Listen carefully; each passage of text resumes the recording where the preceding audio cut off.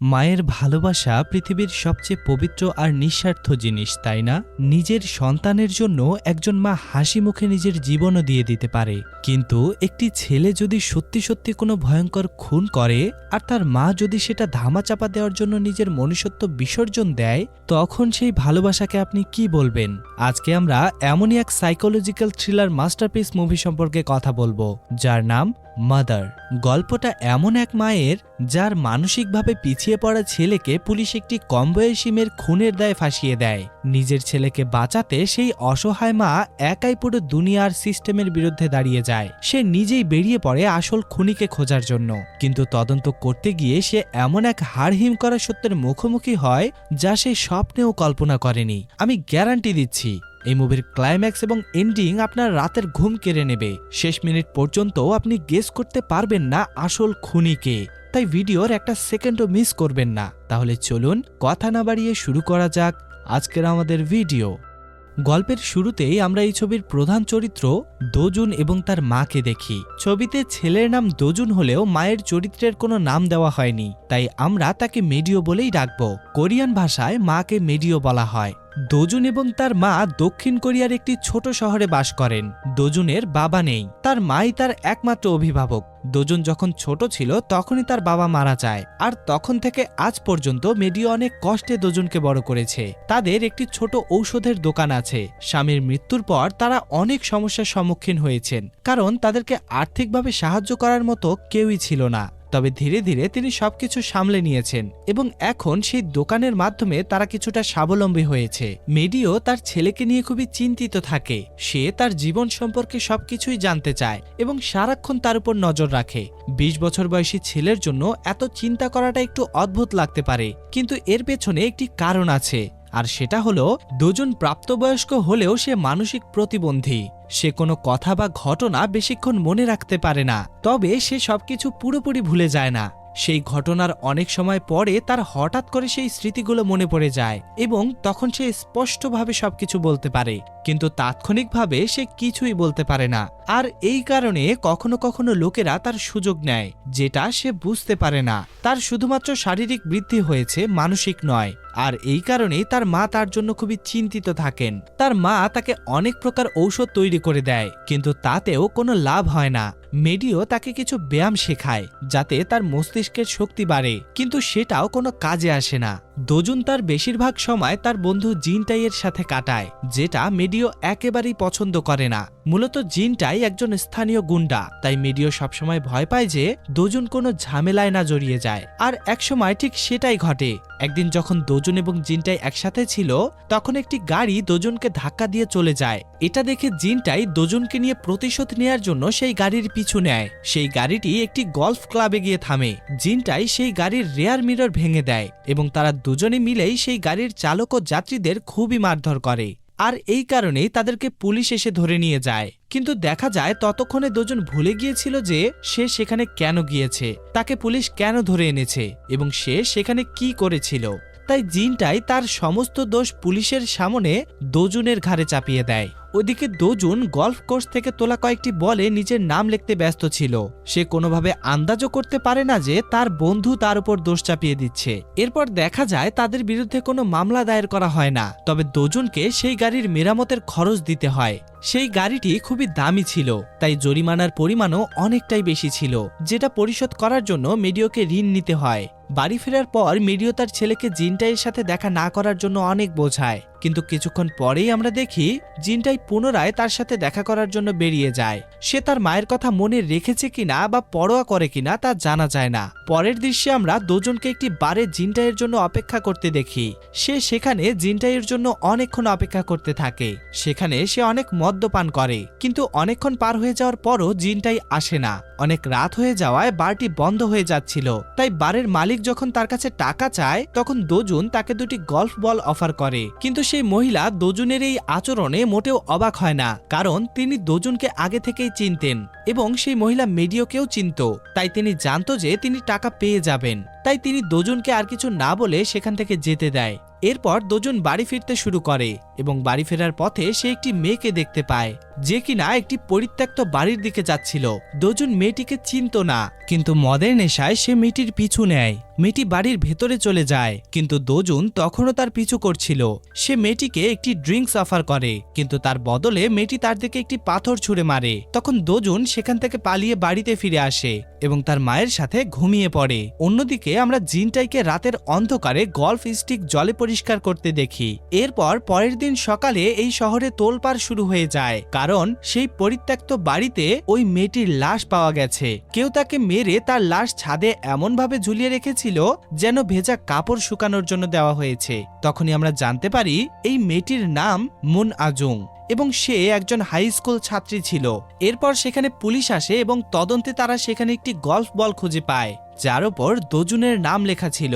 এটি সেই বল যেটা দোজন সেই রাতে বাড়ির মালিককে অফার করেছিল এবং এই মেয়েটির পিছু নেওয়ার সময়ও এই বলগুলো তার হাতেই ছিল। এরপর পুলিশ দোজনকে গ্রেপ্তার করে আর দেখা যায় দোজন নিজেও এটা স্বীকার করে নেয় যে সেই মেয়েটিকে খুন করেছে। তাই তার 15 বছরের জেল হয়। যেই 3 জন পরিদর্শক এই মামলার তদন্ত করছিল তাদের মধ্যে একজন ছিলেন জেমুন এবং তিনি দোজন এবং মেডিওকে ব্যক্তিগতভাবে চিনতেন। তার মনে হয় না যে দোজন খুন করেছে। সে অন্য পরিদর্শকদের এই জিনিসটা বোঝানোর চেষ্টা করে, কিন্তু দেখা যায় তাদের সামনেই দোজন নিজেই বলেছিল সে এই খুনটা করেছে, অর্থাৎ সে নিজেই নিজের বিরুদ্ধে কথা বলেছে। পুলিশ এটাও জানতে পারে যে সেই রাতে বারে মিনা নামের একটি মেয়েকেও দোজন বিরক্ত করেছিল। তাই পুলিশ উদ্দেশ্যও খুঁজে পায়। সম্ভবত সে ধর্ষণের চেষ্টা করছিল এবং এই মামলাটি সেখানেই বন্ধ হয়ে যায়। আসলে দোজন যেহেতু মানসিক ভারসাম্যহীন একটি ছেলে ছিল, তাই তাকে যেই ব্যক্তি যেই জিনিসই বলতো সে সেটা স্বীকার করে নিত, যার কারণে তাকে সবসময় অনেক সমস্যার সম্মুখীন হতে হয়েছে। আর এই সমস্যাগুলো সমাধান করেছে তার মা মেডিও। কিন্তু এবার সমস্যাটা ছোট ছিল না, এই সমস্যাটা এতটাই বড় ছিল যে মেডিও চাইলেও দোজনকে সহজে এখান থেকে বের করতে পারবে না। কিন্তু মেডিও জানে যে তার ছেলে নির্দোষ এবং তার সরলতার সুযোগ নিয়ে কেউ তাকে এই অপরাধে ফাঁসিয়ে দিচ্ছে। তাই সে জেমুনের কাছে সাহায্য চায়, কিন্তু জেমুন বলে এই মামলা বন্ধ হয়ে গেছে এবং এখন সে কিছুই করতে পারবে না। সে চেষ্টা করেছিল, কিন্তু দোজন নিজেই সেই স্বীকারোক্তি কাগজে স্বাক্ষর করেছে। কিন্তু সে স্বাক্ষর কেন করলো জিজ্ঞাসা করার পর দোজন খুব সরলভাবে বলে সবাই বলছিল সেই খুনি, তাই সেও মেনে নিয়েছে। কিন্তু তার মনে হয় না যে সে কোনো খুন করেছে। এটা মেডিও জানে এবং সে এটাও বুঝতে পারে যে এখন যা করার তাকেই করতে হবে। এরপর সে একজন উকিল ভাড়া করে এবং তাকে নিয়ে পরের দিন দোজনের সাথে দেখা করতে যায়। অনেক চেষ্টা করার পর দোজনের কিছু মনে পড়ে, কিন্তু সেটা সেই রাতের কথা নয়, বরং তার এখন মনে পড়ল যে সেদিন গাড়ির ভাঙচুর সে নয়, জিনটাই করেছিল। এর বাইরে তার আর কিছুই মনে পড়ে না। তাই সেই উকিল সেখান থেকে চলে যায়। কথায় কথায় মেডিও জানতে পারে যে সেই রাতে দোজন জিনটাইয়ের সাথে দেখা করতে গিয়েছিল, কিন্তু জিনটাই সেখানে আসেনি এবং সে সেই গল্ফ বল সম্পর্কেও জানতো। মেডিও চিন্তা করে সে একবার দোজনকে ফাঁসিয়েছে, তাই হয়তোবা এবারও সেই এই কাজটি করেছে। এটি চিন্তা করেই মেডিও তাড়াতাড়ি সেই উকিলের সাথে কথা বলতে বেরিয়ে যায়, এটা চিন্তা করে যে তাদের এখন জিনটাইকে জিজ্ঞাসাবাদ করা উচিত। কিন্তু দেখা যায় সেই উকিল এতটাই ব্যস্ত হয়ে পড়েছিল যে সে তার সাথে আর দেখা করতে পারে না। তাই মেডিও নিজেই জিনটাইয়ের সাথে দেখা করতে তার বাড়িতে যায়। সেখানে গিয়ে সে দেখে জিনটাই বাড়িতে নেই, তাই সে সেই বাড়িতে তল্লাশি চালাতে শুরু করে এবং এক পর্যায়ে সে সেখানে একটি গল্ফ স্টিক খুঁজে পায় যেটাতে রক্ত লাগা ছিল এবং সে সেখানে এটাও জানতে পারে যে সেই রাতে বারে দোজন যে মেয়েটিকে বিরক্ত করেছিল সেই মিনা আসলে জিনটাইয়ের বান্ধবী। এই সমস্ত কিছু জানতে পেরে মেডিও নিশ্চিত হয় যে খুনটা জিনটাই করেছে। হয়তো মিনা তাকে বলেছিল যে দোজন তাকে বিরক্ত করে এবং তারই প্রতিশোধ নেওয়ার জন্য জিনটাই এইসব করেছে। এরপর মেডিও সেই স্টিকটি নিয়ে সরাসরি পুলিশ স্টেশনে পৌঁছে যায় এবং তারা জিনটাইকেও জিজ্ঞাসাবাদের জন্য পুলিশ স্টেশনে ডেকে নিয়ে আসে। কিন্তু দেখা যায় এটা কোনো রক্ত নয়, এটা ছিল লিপস্টিকের চিহ্ন। জিনটাই এটা প্রমাণ করার জন্য পুলিশদের একটি ভিডিও দেখায়, যেটা দেখে পুলিশরা জিনটাইকে ছেড়ে দেয়। ওদিকে মেডিও আবার হতাশ হয়ে যায় এবং সে তার বাড়ির দিকে রওনা হয়। কিন্তু বাইরে খুব বৃষ্টি হচ্ছিল আর এই কারণে মেডিও একটি আবর্জনা সংগ্রহকারীর কাছ থেকে একটি ছাতা কেনে। বন্ধুরা, এই লোকটিকে একটু ভালো মতো চিনে রাখুন, কিছুক্ষণ পরেই আমরা বিস্তারিত জানতে চলেছি। মেডিও যখন সেখান থেকে যাচ্ছিল তখনই তার সেই উকিলের সচিবের সাথে দেখা হয়। সচিব মেডিওকে বলে সেই উকিল তাকে দেখা করতে ডেকেছে। এটা শুনে মেডিও তার সাথে সেই গাড়িতে করেই উকিলের সাথে দেখা করতে যায়। তার মনে হচ্ছিল হয়তোবা এই মামলার কোনো উন্নতি হয়েছে এবং সেই আপডেট দেওয়ার জন্যই উকিল তাকে ডেকেছে। কিন্তু দেখা যায় সেখানে যাওয়ার পর উকিল তাকে অন্য কথা বলে। উকিল বলে দোজুন একটি মানসিক প্রতিবন্ধী ছেলে, এর সুযোগ নিয়ে আমরা তাকে 4 বছরের জন্য একটি মানসিক চিকিৎসালয়ে পাঠাতে পারি, তাহলে তাকে বাকি 11 বছর জেলে কাটাতে হবে না। কিন্তু মেডিও এই কথায় রেগে যায় এবং সে সেই উকিলের সঙ্গে রাগারাগি করে সেখান থেকে বের হয়ে যায়। এরপর মেডিও তার বাড়িতে ফিরে আসে। বাড়িতে ফিরে সে দেখে জিনটাই ইতিমধ্যেই তার জন্য সেখানে অপেক্ষা করছে। জিনটাই তার উপর খুবই রাগান্বিত হয়ে আছে, কারণ মেডিওর কারণে তাকে অনেকটা হয়রানি হতে হয়েছে। তাই তার বদলে সে মেডিওর কাছে কিছু টাকা দাবি করে এবং সে মেডিওকে এটাও বলে এই খুনের মামলায় কিছু অদ্ভুত জিনিস আছে। সাধারণত যদি কেউ কাউকে খুন করে তবে সে সেই লাশ লুকানোর চেষ্টা করে, কিন্তু এই ক্ষেত্রে খুনি ইচ্ছাকৃতভাবে লাশটিকে সবার সামনে রেখেছে। মনে হচ্ছে কেউ মেয়েটির উপর প্রতিশোধ নিয়েছে এবং সে দুনিয়াকে দেখাতে চায় যে সে প্রতিশোধ নিয়েছে। জিনটাইয়ের এই সমস্ত কথা শুনে মেডিওর মনে হতে থাকে আসলেই হয়তোবা এরকম কিছু একটাই হয়েছে। তাই মেডিও পুনরায় দোজনের সাথে দেখা করতে যায় আর তাকে মনে করতে বলে সে কি সেই রাতে সেখানে অন্য কাউকে দেখেছিল। কিন্তু দেখা যায় অনেক চেষ্টার পরও দোজনের কিছুই মনে পড়ে না। তবে কিছুক্ষণ পর হঠাৎ তার মনে পড়ে যে সে যখন মাত্র 5 বছরের ছিল তখন তার মা মানে মেডিও তাকে বিষ খেতে দিয়েছিল, অর্থাৎ সে তাকে মেরে ফেলতে চেয়েছিল। এটা শুনে মেডিও অবাক হয়ে যায় আর চিন্তা করতে থাকে এত বছর আগের কথা দোজনের এখনো মনে আছে। তখন মেডিও দোজনকে বোঝানোর চেষ্টা করে সেদিন রাতে তারা দুজনেই বিষ খেয়ে আত্মহত্যা করার চেষ্টা করেছিল, কিন্তু দোজন কিছুই বুঝতে চায় না এবং সে মেডিওকে সেখান থেকে চলে যেতে বলে। আসলে দোজনের বাবা মারা যাওয়ার পর মেডিও পুরোপুরি হতাশ হয়ে পড়েছিল। সে বুঝতে পারছিল না যে সে কিভাবে সবকিছু সামলাবে। তাই এক পর্যায়ে সে নিজেকে শেষ করে দেওয়ার সিদ্ধান্ত নেয়, কিন্তু সেই বিষ বেশি কার্যকর ছিল না, যার কারণে তাদের জীবন বেঁচে যায়। আর ওই দিনের পর থেকেই দোজিন মানসিক প্রতিবন্ধী হয়ে যায়। মেডিও এখনো সেই অপরাধবোধ নিয়ে বেঁচে আছে এবং এই কারণেই সে দোজনকে এতটা ভালোবাসে। দোজনের এই আচরণে মেডিও খুবই কষ্ট পায় এবং সে বাড়ি ফিরে তাদের পুরনো ছবি দেখতে শুরু করে। সে তাদের একটি ছবি নিয়ে প্রিন্ট করার জন্য স্টুডিওতে যায়। সে যখন স্টুডিওতে ছিল তখনই সেই স্টুডিওর মহিলার মনে পড়ে যে আজুং নামের ওই মেয়েটি একবার তার স্টুডিওতে এসেছিল তার এক বন্ধুর সাথে এবং তাকে তার ফোন থেকে কিছু ছবি প্রিন্ট করতে হয়েছিল। সেই স্টুডিওর মহিলা তাকে এটাও বলেছিল যে ফোনের ক্যামেরা দিয়ে তোলা ছবির মান ভালো হবে না, কিন্তু সে তবুও জেদ করছিল। মনে হচ্ছে সেই ছবিগুলো তার খুবই গুরুত্বপূর্ণ ছিল। তাই স্টুডিওর মহিলার মেয়েটিকে বিশেষভাবে মনে আছে, কারণ মেয়েটির নাক দিয়ে রক্ত পড়ার সমস্যা ছিল। মেডিওর মনে হয় যে হয়তো সেই ফোন থেকে তারা কোনো সূত্র পেতে পারে। আসলে আজং হচ্ছে সেই মেয়ে যার কারণেই দোজন এখন জেলে। এই সমস্ত কিছু শুনে মেডিও চিন্তা করে হয়তোবা সেই ফোনে এমন কিছু আছে যেটার সূত্র ধরে সে এই কেসটাকে সমাধান করতে পারবে। তাই সে দ্রুত আজংয়ের স্কুলে চলে যায়। সেখানকার কিছু ছাত্রছাত্রীর কাছ থেকে সে তার সম্পর্কে খোঁজ খবর নেয় এবং সেখান থেকে সে মেয়েটির সম্পর্কে অনেক কিছু জানতে পারে। আজংয়ের মা অনেক আগেই মারা গিয়েছিল এবং তার বাবা অন্য কারোর সাথে পালিয়ে গিয়েছিল। তারপর থেকে সে তার দাদির সাথে থাকতো, কিন্তু সেও ঠিক ছিল না। বাবা মাকে হারিয়ে সে এতটাই হতাশাগ্রস্ত হয়ে পড়েছিল যে সে সারাদিন মদ্যপান করত। তার কোনো অভিভাবক ছিল না। সে সারাদিন কি করত, কোথায় থাকতো, কিভাবে সংসার চলতো সে সম্পর্কে তার দাদির কোনো ধারণাই ছিল না। আর এই মেয়েটি সম্পর্কে কিছু গুজবও ছিল। লোকেরা বলতো এই মেয়েটিকে রাইস কেক গার্ল বলা হয়, কারণ তার একটি অদ্ভুত অভ্যাস ছিল যে তাকে চাল কেক দিত সে তার সাথেই সময় কাটাতো। শুধু তাই নয়, সে সেই ছেলেদের ছবি তার ফোনে তুলে নিত এবং তাও সেটা লুকিয়ে লুকিয়ে। আসলে তার যেই বন্ধু ছিল সে যে কোনো ফোনের ক্যামেরার শব্দ বন্ধ করতে পারত।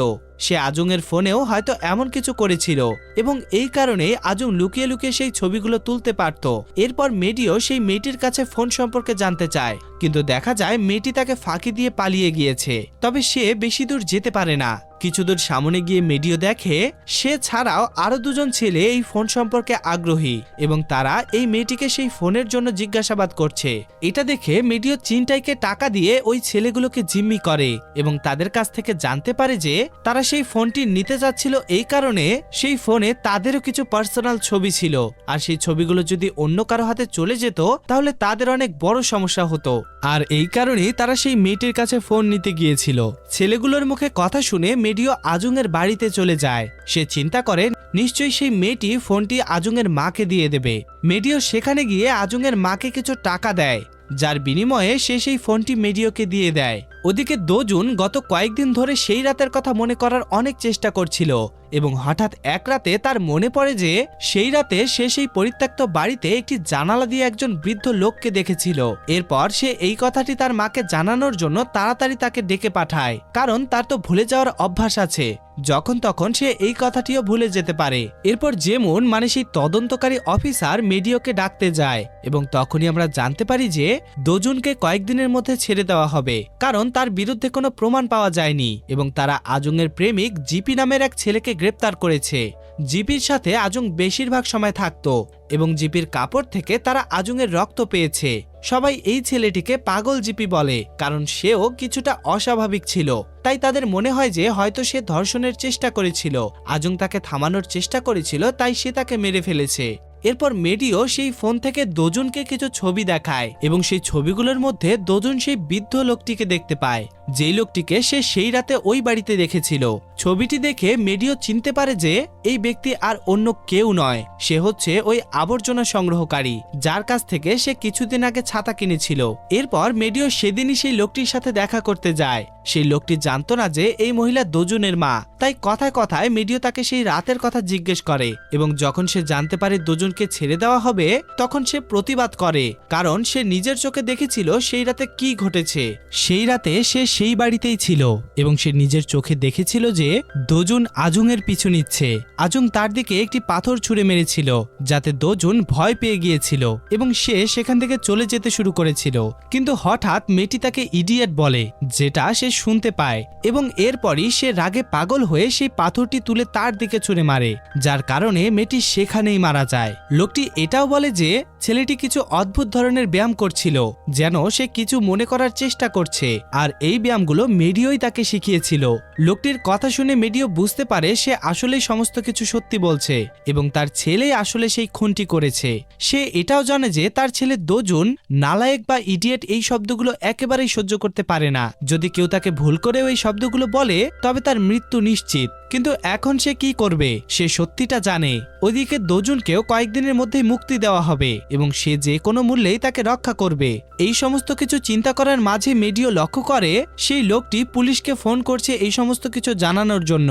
এটি দেখে সে পেছন থেকে লোকটির উপর আক্রমণ করে এবং তাকে খুবই ভয়ঙ্করভাবে মেরে ফেলে। নিজের সন্তানকে বাঁচানোর জন্য মেডিও এই চরম সিদ্ধান্তটি নেয়। এরপরে সে সেই পুরো বাড়িতে আগুন লাগিয়ে দেয়। পরের দিন দোজুনকে ছেড়ে দেওয়া হয় এবং জিনটাই তাকে নিয়ে আসতে যায়। ফিরে আসার সময় সে দেখে সেই আবর্জনা সংগ্রহকারীর বাড়িটি পুড়ে ছাই হয়ে গেছে। সে সেখানে কিছুক্ষণ দাঁড়িয়ে থাকে এবং অবশেষে সে বাড়িতে ফিরে যায়। আজ অনেকদিন পর মা ছেলে একসাথে বাড়িতে খাবে, কিন্তু খাওয়ার সময় হঠাৎ দোজুন তার মাকে বলে হয়তো জিপি আজুংয়ের মৃতদেহটিকে ইচ্ছেকৃতভাবেই সেখানে এমনভাবে রেখেছিল যাতে কেউ তাকে দেখতে পায় এবং তাকে সাহায্য করে। দোজুনের কথা শুনে আমরা বুঝতে পারি সে আসলে ভুলে গিয়েছিল যে এই খুনটি সে নিজেই করেছে, কিন্তু সে যেই কারণটি বলছে সেটা সত্যি। তার সামনেই আজুং মারা গিয়েছিল, এটা সে তখন বুঝতে পারেনি। তার মনে হয়েছিল যে হয়তো সে অজ্ঞান হয়ে গেছে, তাই সে তার দেহটিকে টেনে উপরে নিয়ে গিয়ে রেখে এসেছিল। তার মনে হয়েছিল যে হয়তো দূর থেকে কেউ তাকে দেখে ফেলবে এবং তাকে সাহায্য করবে। কিন্তু সবচেয়ে অবাক করা বিষয় হলো এত কিছু শোনার পরও মেডিওর মুখে কোনো অভিব্যক্তি ছিল না, কারণ সে জানে যে এই খুনটা তার ছেলেই করেছে। সে এটাও জানে যে জিপি নির্দোষ এবং সে নিজেও এই অপরাধ লুকানোর জন্য একটি খুন করেছে। এখন আর তার কিছুই তোয়াক্কা নেই, তার ছেলে তার কাছে এসেছে, এটাই তার জন্য সবচেয়ে বড় কথা, এটাই তার জন্য যথেষ্ট। পরের দিন মিডো তার বন্ধুদের সাথে ঘুরতে যায়, কিন্তু যাওয়ার আগে দোজুন তাকে একটি বাক্স দিয়ে বলে নিজের জিনিসপত্রের খেয়াল রেখো। মেডিও যেদিন সেই বাড়িতে আগুন ধরিয়েছিল সেদিন থেকে এই বাক্সটি নিখোঁজ ছিল এবং দোজুন সেই বাক্সটি সেখানেই পেয়েছিল।